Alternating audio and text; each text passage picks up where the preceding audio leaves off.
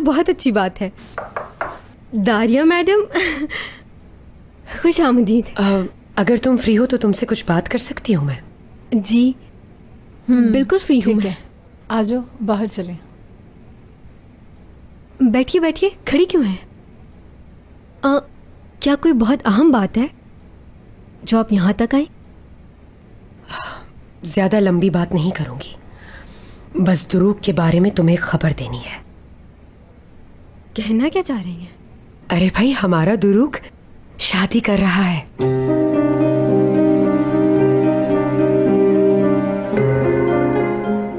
ये नामुमकिन है दारिया मैडम।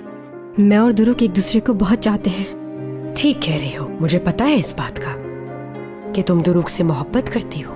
मोहब्बत करना बुरी बात नहीं है, लेकिन वो मोहब्बत हो तब। क्या मतलब? सबकी हयात जैसी किस्मत नहीं होती।